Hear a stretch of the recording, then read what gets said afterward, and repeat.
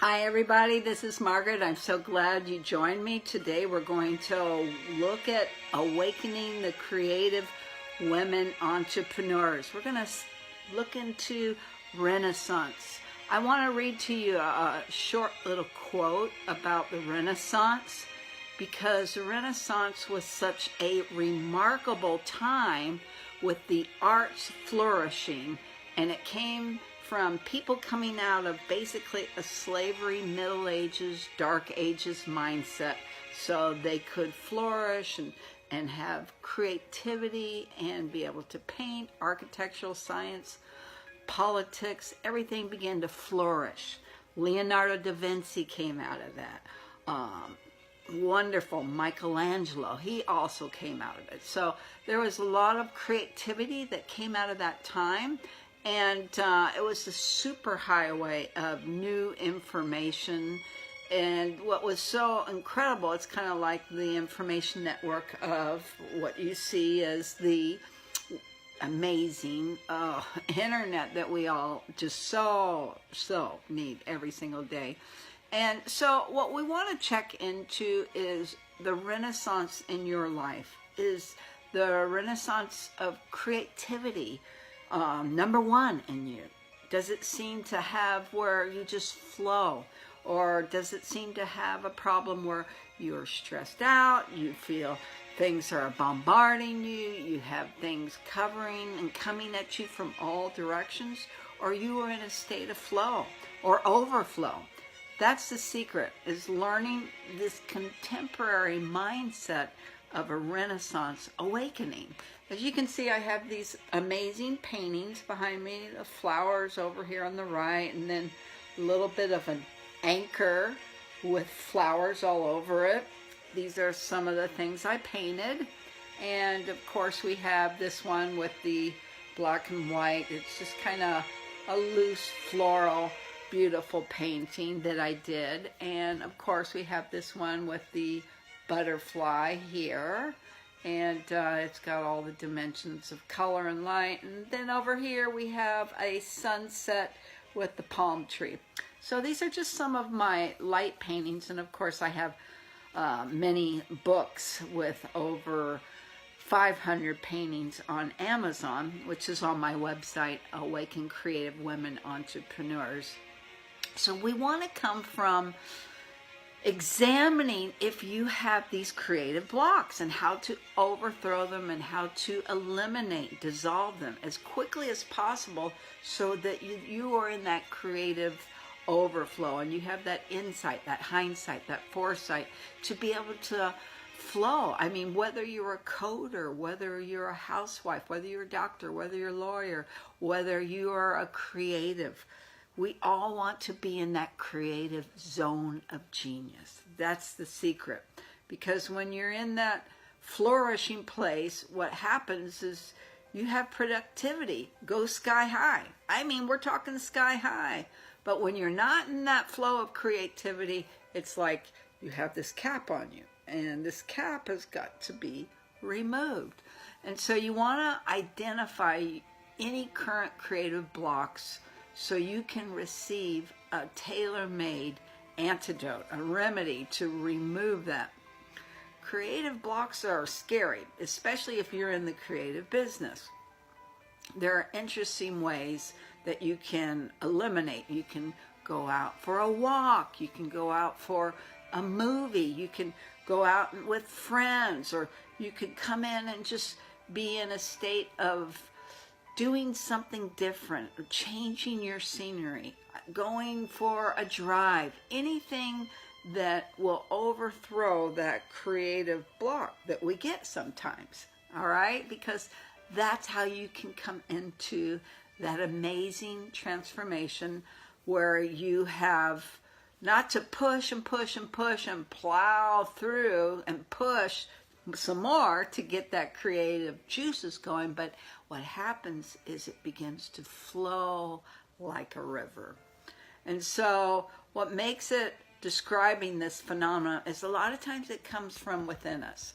It doesn't come from the outside, it comes from within us. Everybody thinks it's coming from the outside, and yes, it does come from the outside. So I mean, We have electromagnetic frequencies, people around us, all these things bombarding our time and our attention to keep us in their grip. When what you want to do is unplug from the matrix, the red pill or the blue pill, the red pill or the blue pill. Unplug from it so that way you can begin to outline and examine the paradoxes of that creative block. Because creativity is basically the act of the maker being able to transform one substance and combine the elements into another substance. Kind of like when you take coal and you make it into a diamond. That is a prime example of a paradox and an alchemy of changing the composition of that coal into that beautiful diamond. And so basically what you want to do is you want to have that spontaneity of flow where you can recombine something and make it into something fresh and relevant and being able to create something out of nothing. Okay, you think of the universe, the Big Bang, something out of nothing. So as a painter, for myself, I had to come up with these creative ideas to paint these just off of the top of my head. And so sometimes our creative juices are flowing and sometimes they're bottled up. So the common denominator that seems to come from these blocks, or for artists or creatives at any time, is the common sense to produce something that has not existed before in a way that is innovative. And sometimes when you can collaborate that with other people, your team members, your family, your friends, your relationships, co-workers, where you collaborate, you innovate, and you have that inspiration to be creative as a team. So what happens is there's basically a production block, okay? And when that production block happens, you got to sit down with an intention to create something. And the more that you try hard, the more it's waiting there as like a wall in front of you. Okay, how do we get this wall out from me? All right? So this block is already there waiting for you. So your ideas are like, bing, what do I do? Bing, how do I get these ideas to just flow?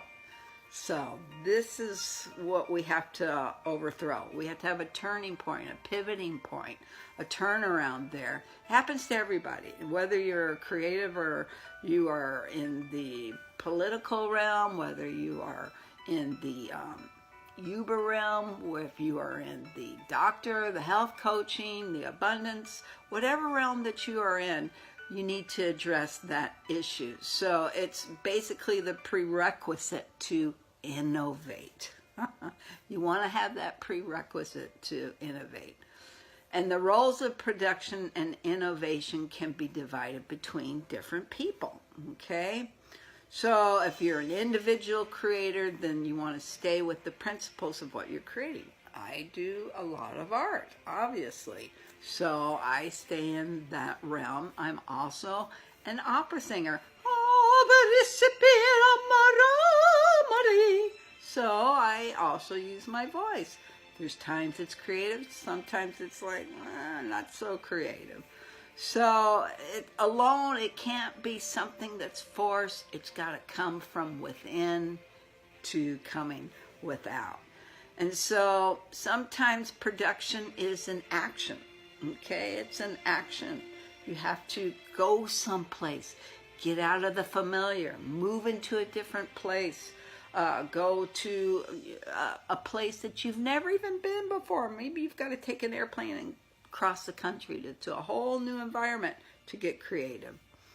Otherwise, you'll stay in the same container. This is called expansion, okay? It's future pacing what you want to step into. So the more you strategize, the further it seems that actual creativity will move in your life. So this is simply explained because your thoughts are interposing between the initial act of creating. It's like a renaissance. It's a renaissance revival mindset. Being able to flourish in all of your thinking and in all of your doing.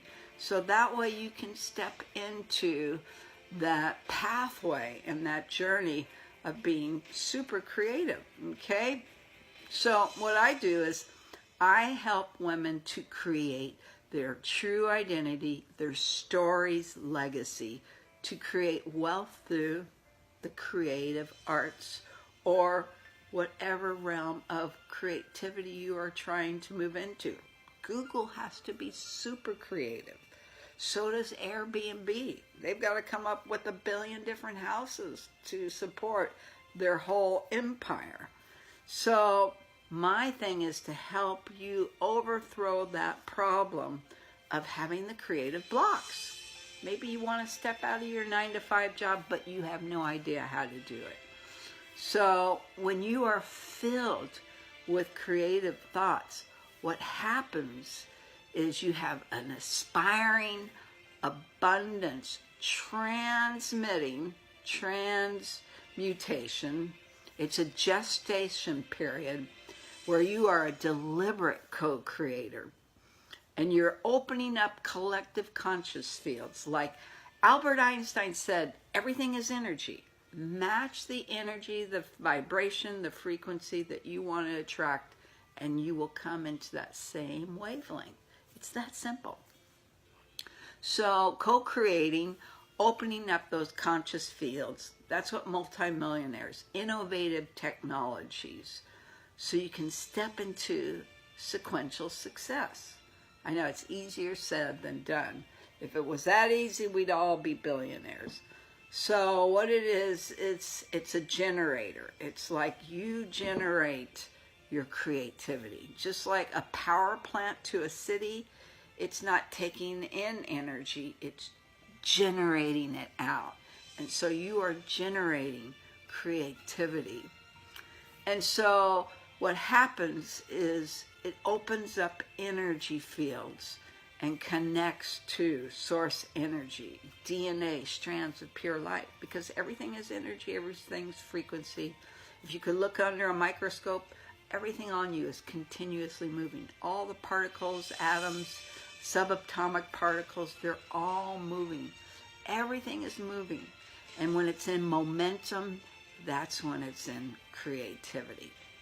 So, I want to thank you for joining me today. This is Margaret from AwakenCreativeWomenEntrepreneurs.com, and I am interested in seeing you succeed. And what you want to do is go to my website and sign up for your free ebook, which is so powerful. It's self-actualization for your creative movement to future pace you swiftly and quickly. Alrighty, well, thank you so much for joining me, and we'll talk again soon.